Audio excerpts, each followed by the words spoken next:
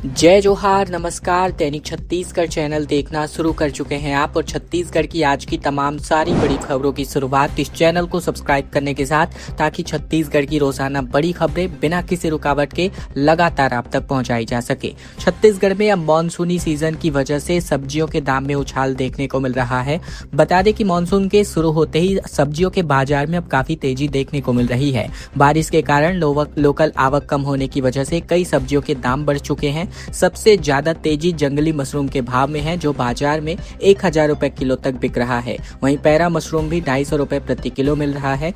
बारिश के मौसम में स्वीट कॉर्न की आवक भी शुरू हो चुकी है। बाजार में स्वीट कॉर्न 15 से 20 रुपए प्रति नग बिक रहा है। सामान्य भुट्टे और स्वीट कॉर्न की मांग बढ़ गई है और इसके अलावा अन्य सब्जियों के दाम में भी बढ़ोतरी देखने को मिल रही है। गोभी 60 रुपए, कोचई 60 रुपए, कटहल 70 रुपए, जबकि मुनगा 120 रुपए किलो, वहीं करेला 60 रुपए प्रति किलो तक पहुंच गया है। इसी के साथ ही बात करें तो बारिश की वजह से अब स्थानीय स्तर पर उत्पादन और आवक दोनों ही प्रभावित हो गए हैं और इस कारण से बाहर से सब्जियां सप्लाई की डिमांड मंगानी पड़ रही है। सब्जी विक्रेताओं के मुताबिक लगातार हो रही बारिश के कारण खेतों से सब्जियों की तुड़ाई और परिवहन प्रभावित हुआ है। स्थानीय उत्पादन कम होने की वजह से बाजार की मांग पूरी करने के लिए दूसरे जिलों और राज्यों की सब्जियों को मंगाना पड़ रहा है। परिवहन लागत बढ़ने का असर अब खुदरा कीमतों पर भी लगातार दिखाई दे रहा है।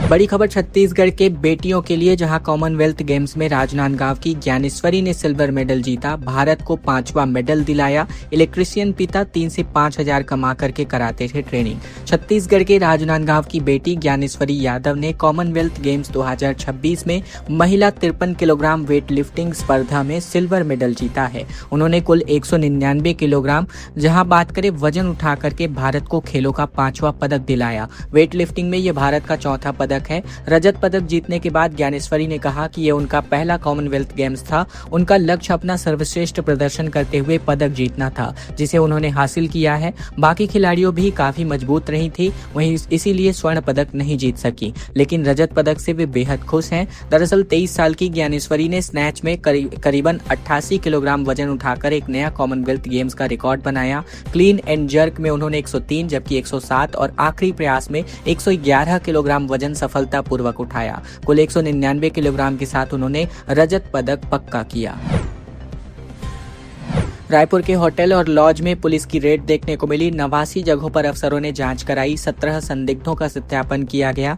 बता दें, छत्तीसगढ़ के रायपुर में अपराधों की रोकथाम और संदिग्ध गतिविधियों पर नजर रखने के उद्देश्य से पुलिस ने होटल और लॉज में चेकिंग अभियान चलाया। कमिश्नरेट पुलिस के मध्य जोन के 7 थाना क्षेत्रों में अधिकारियों ने 81 होटल, 7 लॉज और 1 धर्मशाला समेत कुल 89 ठहराव स्थलों की जाँच की। इस दौरान तकरीबन 17 संदिग्ध व्यक्तियों का सत्यापन किया गया, जबकि सुरक्षा व्यवस्था में खामियां मिलने पर 9 संचालकों को सुधार के निर्देश जारी किए गए। पुलिस उपायुक्त मध्य जोन तारकेश्वर पटेल के निर्देश और अतिरिक्त पुलिस उपायुक्त विवेक शुक्ला के पर्यवेक्षण में यह अभियान कोतवाली, गोलबाजार, गंद, इसके अलावा मौदहापारा, सिविल लाइंस, देवेंद्र नगर और तेलीबांधा क्षेत्रों में भी चलाया गया। अभियान के दरमियान कोतवाली क्षेत्र के 2 होटल, 2 लॉज और 1 धर्मशाला, जबकि गोलबाजार के 6 होटल, गंज में करीबन 32 होटल, मौदहापारा में 18 होटल, 1 लॉज, जबकि सिविल लाइंस में 13 होटल, देवेंद्र नगर में 4 लॉज और तेलीबांधा में 10 होटल जांच किए गए।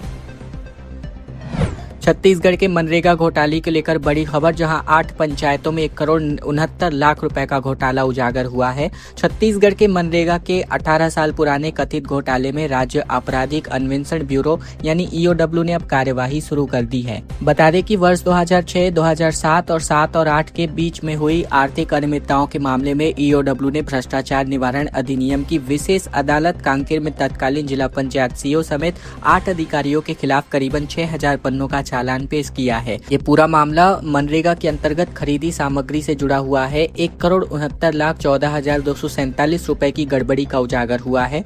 ईओडब्ल्यू की जांच में अब यह बात सामने आई है कि तत्कालीन जिला पंचायत सीईओ केपी देवांगन ने शासन के नियमों को दरकिनार करके जिला स्तर पर सामग्री की केंद्रीकृत खरीदी कराई, जबकि नियमों के मुताबिक संबंधित जनपद पंचायत और ग्राम पंचायतों को अपने अपने स्तर पर सामग्री खरीदने का अधिकार था। जांच में फ्लेक्सी बोर्ड, मास्टर रोल सत्यापन पत्रक, रोजगार गारंटी योजना की मार्गदर्शिका, रोजगार उपलब्धता पंजी, जबकि फाइल कवर, मास्टर रोल पत्रक और श्रमिक जानकारी पत्रक समेत कई सामग्रियों की खरीदी में निर्धारित प्रक्रिया का पालन नहीं किया गया। जसपुर से 55 किलोग्राम गौमांस जब्त हुआ, 10 आरोपी को गिरफ्तार किया गया, हथियार, बाइक और नकदी भी बरामद किए गए। जसपुर पुलिस ने इस गौवंश से जुड़े अपराधों के खिलाफ चलाए जा रहे ऑपरेशन शंखनाद के अंतर्गत एक बड़ी कार्यवाही करते हुए कोतबा चौकी क्षेत्र के ग्राम बैगा बहार के अंतर्गत एक 55 किलोग्राम गौमांस को जब्त किया है। मामले में 10 आरोपियों को गिरफ्तार किया गया है। पुलिस ने आरोपियों के कब्जे से एक मोटरसाइकिल, टांगी, छुरी, रस्सी और गौमांस की बिक्री से मिले 2000 रुपए नगद भी बरामद किए हैं। पुलिस के अनुसार 26 जुलाई की सुबह मुखबिर से सूचना मिली थी कि बैगा बहार और रोक बहार के कुछ इलाके में लोग तड़के बरगोड़ा क्षेत्र के एक गौवंश का वध कर उसका मांस घर ले जा रहे थे। सूचना मिलते ही कोतबा पुलिस ने वरिष्ठ अधिकारियों को अवगत कराया और टीम के साथ मौके पर पहुंचकर घेराबंदी करी गई। छापेमारी के दरमियान पुलिस ने आरोपी रंजीत एक्का की हीरो मोटरसाइकिल की तलाशी ली। बाइक पर रखी बोरी में भारी मात्रा में गौवंश बरामद हुआ। पूछताछ में रंजीत ने अपने साथियों के साथ मिलकर गौवंश का वध करने की बात स्वीकार की। बता दें, छत्तीसगढ़ के राजनीति में एक बड़ा उथल पुथल देखने को मिल रहा है। भाजपा कार्यकर्ताओं ने अपना सामूहिक इस्तीफा सौंपा है, जबकि 111 की संख्या में राजनांदगांव की राजनीति में अब हलचल मचती नजर आ रही है। छत्तीसगढ़ के राजनांदगांव जिले के डोंगरगढ़ में भारतीय जनता पार्टी को एक बड़ा राजनीतिक झटका लगा है। डोंगरगढ़ शहर भाजपा मंडल के 111 सदस्यों ने पार्टी की प्राथमिक सदस्यता से सामूहिक तौर पर इस्तीफा दे दिया है। इस घटनाक्रम के बाद अब जिले की राजनीति में हलचल काफी तेज हो गई है। भाजपा संगठन के सामने नाराज कार्यकर्ताओं को मनाने की अब एक बड़ी चुनौती खड़ी हो गई है। सोशल मीडिया पर भाजपा जिलाध्यक्ष के नाम संबोधित एक सामूहिक इस्तीफा पत्र भी सामने आया है, जिसमें संगठन की कार्यशैली पर अब एक गंभीर सवाल उठाए जा रहे हैं। जानकारी के मुताबिक डोंगरगढ़ शहर मंडल अध्यक्ष जसमीत सिंह बनौना के कामकाज को लेकर लंबे समय से कार्यकर्ताओं में नाराजगी चल रही थी। स्मार्ट मीटर के विरोध में कांग्रेस का धरना प्रदर्शन जारी है। राजीव चौक पर प्रदर्शन देखने को मिला, जबकि पुराने मीटर लगाने और बढ़े हुए बिजली बिल सुधारने की मांग लगातार कांग्रेस करती आ रही है। स्मार्ट मीटर के विरोध में कांग्रेस ने रायपुर के राजीव गांधी चौक पर धरना प्रदर्शन आयोजित किया। सुबह 11 बजे से लेकर दोपहर 2 बजे तक चले इस प्रदर्शन में कांग्रेस नेताओं और कार्यकर्ताओं ने स्मार्ट मीटर हटाकर पुराने मीटर दोबारा लगाए और स्मार्ट मीटर लगाने की प्रक्रिया का तत्काल रोकने और बढ़े हुए बिजली बिलों में सुधार करने की मांग की। प्रदर्शन के दरमियान कांग्रेस के नेताओं ने आरोप लगाया कि स्मार्ट मीटर लगने के बाद कई उपभोक्ताओं के बिजली बिल पहले की तुलना में कई गुना अधिक आ रहे हैं। इससे आम लोगों पर अतिरिक्त आर्थिक बोझ पड़ रहा है। उन्होंने कहा कि सरकार को उपभोक्ताओं की शिकायतों का समाधान करना चाहिए और स्मार्ट मीटर की व्यवस्था की समीक्षा करनी चाहिए। वहीं इसी के साथ ही प्रदेश कांग्रेस के महामंत्री कन्हैया अग्रवाल ने कहा कि पार्टी लगातार स्मार्ट मीटर का विरोध कर रही है और मांगे पूरी नहीं होने तक ये आंदोलन आगे भी जारी रहेगा। कांग्रेस का यह धरना पहले निर्धारित तिथि पर होना था, लेकिन दिल्ली में छात्रों पर लाठीचार्ज और केंद्रीय शिक्षा मंत्री धर्मेंद्र प्रधान के इस्तीफे की मांग को लेकर सभी ब्लॉकों में हुए कांग्रेस के विरोध प्रदर्शन के कारण इसे स्थगित कर दिया गया था। दुर्ग के 200 सरपंचों ने कलेक्ट्रेट में अपना ज्ञापन सौंपा। 17 सूत्री मांगों पर 30 दिन में कार्यवाही न होने पर अनशन की चेतावनी जारी की है। दुर्ग जिले की ग्राम पंचायतों से जुड़ी समस्याओं और विकास कार्यों में आ रही बाधाओं को लेकर सोमवार को जिला सरपंच संघ ने कलेक्ट्रेट में प्रदर्शन किया। दुर्ग, धमधा और पाटन विकासखंड के करीबन 200 सरपंच एकजुट होकर कलेक्टर कार्यालय पहुंचे और अपनी 17 सूत्री मांगों का ज्ञापन सौंपा गया। सरपंच संघ ने चेतावनी दी है कि यदि 30 दिनों के भीतर इनकी मांगों पर कोई ठोस कार्यवाही नहीं होती है तो जिले भर के सरपंच अनशन और शक्ति प्रदर्शन आयोजित करने जा रहे हैं। जिला सरपंच संघ के अध्यक्ष विनय चंद्राकर ने कहा कि प्रशासनिक और वित्तीय बाधाओं के कारण ग्राम पंचायतों के विकास कार्य लगातार प्रभावित हो रहे हैं। उन्होंने एक मांग की है कि ग्राम पंचायतों को अधिक अधिकार और वित्तीय स्वतंत्रता दी जाए। 50 लाख रुपए तक के विकास कार्य सीधे पंचायत से कराए जाए और ठेकेदारी व्यवस्था समाप्त की जाए, ताकि स्थानीय स्तर पर पारदर्शिता और कार्यों में तेजी आ सके। ज्ञापन में प्रधानमंत्री आवास योजना 2.0 के अंतर्गत अपात्र हितग्राहियों को पात्र सूची में शामिल करने, आवास निर्माण की राशि बढ़ाकर 2.5 लाख रुपए करने और भूमि की कमी वाले हितग्राहियों को पहली मंजिल पर मकान बनाने की अनुमति देने की मांग की गई। 29 जुलाई को दिल्ली में छत्तीसगढ़ कांग्रेस की समीक्षा बैठक होने जा रही है, जिसकी अध्यक्षता राहुल गांधी करेंगे। दीपक बैज और चरणदास महंत इसमें शामिल होंगे। छत्तीसगढ़ कांग्रेस में आने वाले समय में एक बड़ा उलटफेर हो सकता है। बता दें, कांग्रेस की समीक्षा बैठक 29 जुलाई को नई दिल्ली में आयोजित होने जा रही है। इस बैठक की अध्यक्षता लोकसभा में नेता प्रतिपक्ष राहुल गांधी करेंगे। बैठक में प्रदेश कांग्रेस अध्यक्ष दीपक बैज और विधानसभा में नेता प्रतिपक्ष डॉक्टर चरणदास महंत प्रदेश के वरिष्ठ नेता के तौर पर शामिल होंगे। बैठक में छत्तीसगढ़ कांग्रेस के संगठनात्मक कामकाज, विधानसभा के मानसून सत्र में पार्टी की रणनीति और प्रदेश में मौजूदा राजनीतिक हालातों पर समीक्षा की जाएगी। इसके अलावा संगठन को मजबूत करने, कई जिलों में पार्टी की गतिविधियों और आगामी कार्यक्रम को लेकर भी चर्चा होने की संभावना है। बैठक ऐसे समय में हो रही है जब छत्तीसगढ़ कांग्रेस नकदी विस्थापन, कानून व्यवस्था, किसानों, बेरोजगारी और स्मार्ट मीटर साथ ही अन्य तमाम मुद्दों को लेकर के भाजपा सरकार पर लगातार हमलावर है।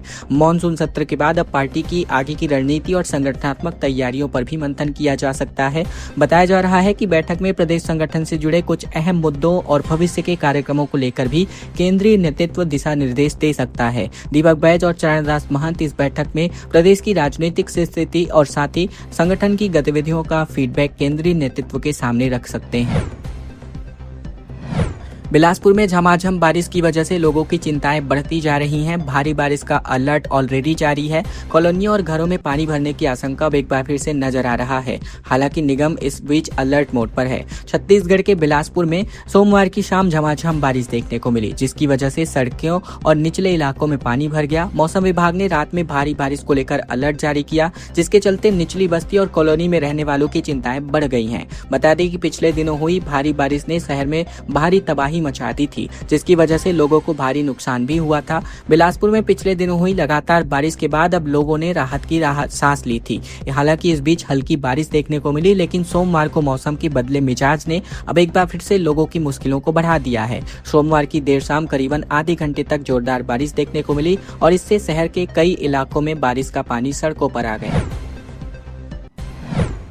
4 अवैध मकानों पर निगम का बुलडोजर कार्यवाही देखने को मिला। गुड़ियारी के विकास नगर में इस कार्यवाही को अंजाम दिया गया। बता दें, रायपुर नगर निगम के 4 अवैध निर्माणों के खिलाफ रायपुर नगर निगम ने एक जोरदार कार्यवाही को अंजाम दिया। 4 भवनों पर बुलडोजर चलाया गया और सभी भवनों में स्वीकृत नक्शे के विपरीत निर्माण कार्य किया जा रहा था। ये कार्यवाही कलेक्टर डॉक्टर गौरव सिंह के निर्देश और नगर निगम आयुक्त संबित मिश्रा के मार्गदर्शन में आयोजित की गई। निगम की टीम ने जेसीबी की मदद से निर्माणाधीन हिस्सों को ध्वस्त किया है। वहीं बता दें, नगर निगम के अनुसार विकास नगर में राकेश साहू के करीबन 1500 वर्ग फीट और गोमती वर्मा के करीबन 1200 वर्ग फीट में किए गए अनुमति विपरीत निर्माण पर यह कार्यवाही को अंजाम दिया गया। छत्तीसगढ़ की 95 लाख गाड़ियों में से 45 लाख गाड़ियां ऐसी हैं जो बिना बीमा के वाहनों को लगातार सड़कों पर दौड़ रही हैं। वाहन मालिकों द्वारा बीमा रिन्यूअल की अनदेखी अब आम समस्या बन गई है।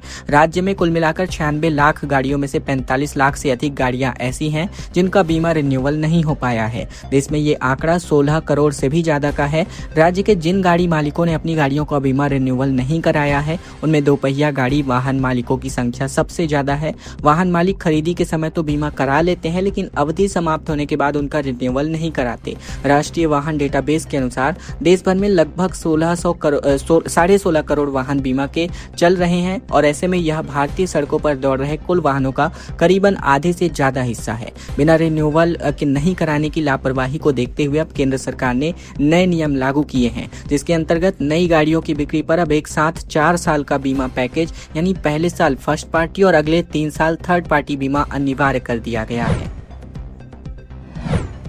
11 करोड़ से अधिक का लोन घोटाला उजागर हो रहा है, जिसको लेकर सीबीआई ने एफआईआर दर्ज की है। छत्तीसगढ़ के बलौदा बाजार में राजकुमार सराफ के मकान में बीती रविवार को शाम को कार्यवाही को अंजाम दिया गया। शुरुआत में इसे ईडी की रेड से जोड़कर देखा जा रहा था, लेकिन एफआईआर कॉपी के अनुसार यह कार्यवाही केंद्रीय अन्वेषण ब्यूरो अर्थात सीबीआई की ओर से की गई है। इसके अलावा आईटी ने भी अब इस मामले में अपनी कार्यवाही को अंजाम दिया है। यूनियन बैंक ऑफ इंडिया की शिकायत पर केंद्रीय अन्वेषण ब्यूरो यानी सीबीआई ने करीबन 11 करोड़ 38 लाख रुपए के बैंक लोन घोटाले के मामले में धमतरी कैपेक्स प्राइवेट लिमिटेड, उनके डायरेक्टरों, गारंटर, अज्ञात बैंक अधिकारियों और अन्य लोगों के खिलाफ एफआईआर दर्ज की है। आरोप है कि आरोपियों ने आपसी मिलीभगत के माध्यम से बैंक को धोखा देकर के लोन की राशि का गलत इस्तेमाल किया। इसी के साथ ही बैंक को करोड़ों रुपए का नुकसान पहुंचाया। साफ शब्दों में कहें तो सभी पर कैश क्रेडिट से पैकिंग क्रेडिट चुराने का आरोप है। वहीं Dhamtari capex private limited bauxite की बिक्री और निर्यात का कारोबार किया करती थी।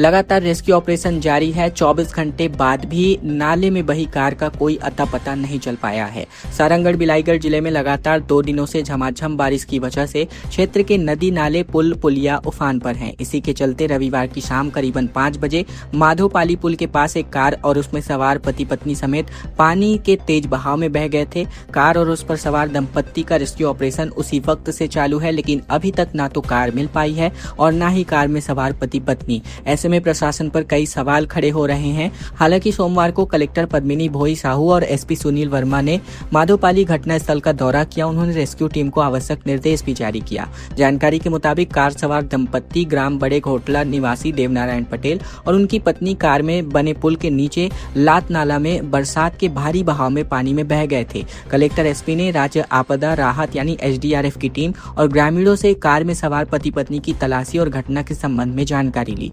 खबरों का सिलसिला बस यहीं तक का था। अगर आपको यह वीडियो अच्छी लगे, वीडियो को एक छोटा सा लाइक जरूर कर दीजिएगा। चैनल पर नए हैं तो चैनल को जरूर से सब्सक्राइब कर लीजिएगा। इसके अलावा इस वीडियो को लाइक करने के साथ ही इस चैनल को सब्सक्राइब करने के साथ ही इस वीडियो को शेयर करना बिल्कुल मत भूलिएगा, ताकि तमाम लोगों तक यह जानकारी, तमाम लोगों तक यह खबरें बिना किसी रुकावट रोजाना पहुंचाई जा सके।